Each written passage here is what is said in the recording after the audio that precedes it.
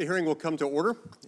Good morning and welcome to all of you. Today's hearing focuses on the challenges that America faces in meeting the increased demand for electricity, something that's gotten a lot of attention with good reason. Demand has been trending upward in recent years, and some expect it could grow by 25% just in the next 5 years alone. Data centers supporting artificial intelligence, advanced manufacturing, and the planned retirement of current production sources are just a few of the causes creating this increased demand. And as more people are drawn toward electric cars, that could put additional demand as well in play. America needs to put more electrons on the grid. We'll be hearing from 3 witnesses to better understand these issues today, and we're very fortunate to have them. They are, first, Peter Huntsman, the Chairman and CEO of Huntsman Corporation, Jeff Tench, the Executive Vice President of Vantage Data Centers, welcome, and finally, Rob Gramlich, the President of Grid Strategies. So thanks to all of you for being here. Now let's begin with a simple fact. America's electricity demand is surging. It's not creeping up, it's surging. For decades, power demand in this country remained relatively flat. Utilities planned for it, markets priced for it, regulators counted on it, but that era is over. We're now entering a new era of electrification. Data centers, AI computing, manufacturing, returning home, electric vehicles, all of it. Even conservative estimates suggest that we could see 2 to 3% annual growth compounded over the next decade. Now that number, 2 to 3% annually compounded, that might not sound like much, but it's like a two-way highway that was built decades ago that's now expected to carry rush hour traffic to and from a major city every day of the year. More cars, bigger trucks, constant congestion.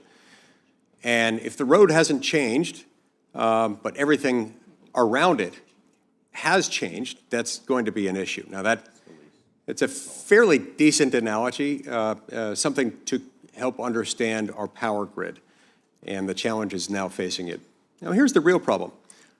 We have spent much of the last 20 years shutting down the generation that can actually meet that demand. Coal plants, retired. Nuclear, blocked.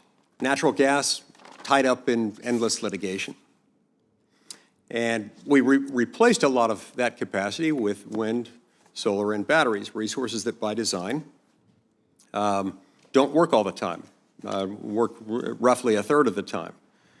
1/3 of the time, that's not enough to support the dispatchable baseload power that we got from the other sources I mentioned.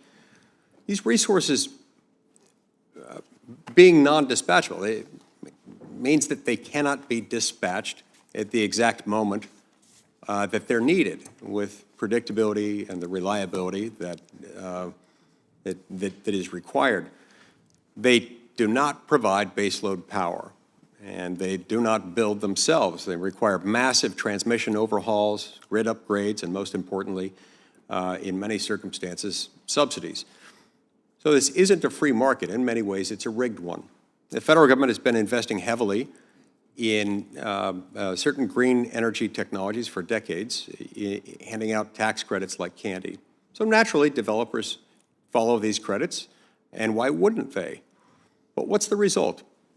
95% of the projects waiting to connect to the grid happen to be wind, solar, and batteries, but only 10% of those ever make it online, onto the grid. Meanwhile, gas plants, nuclear reactors, geothermal, these things that can actually power a modern economy, providing predictable, reliable, affordable, clean baseload power, they get crowded out or delayed endlessly or blocked entirely. Why? Well, government red tape is responsible for a lot of it. And activist-funded lawsuits also have a fair amount to do with it, because a government that picks winners and losers and consistently picks losers creates a lot of this problem. Now look at what FERC tells us. According to FERC, between now and 2028, we're set to retire 24 gigawatts of coal-fired generation just in the next 3 years alone, and replace it with just 5 gigawatts of gas-fired power. That math doesn't work. Not in theory, not in practice, not now, not then, not anywhere, or at any time. The system was built for slow, steady growth. What we're facing now is a tidal wave. And if we don't change course, if we don't wake up to this reality, the lights are going out. We need utilities, developers, states, and Congress to start telling the truth about this. The grid is not ready. The system is not built for this. And the path that we're on will culminate quite predictably in rolling blackouts, rising prices, national vulnerability, and our inability to remain competitive in what many are describing as the AI global arms race. In fact, on only July 7th, the U.S. Energy Department warned that between the growth in demand and the retirement of some current sources, if we don't take steps to respond to the increased demand, the risk of blackouts in the United States will increase 100-fold. I repeat, increasing 100 times what we currently face in terms of blackouts across the country. We currently experience annual outage hours in the single digits, and if we don't take effective steps, the estimate is more than 800 outage hours per year in the next 5 years. We cannot allow that to happen. We've got too much riding on that.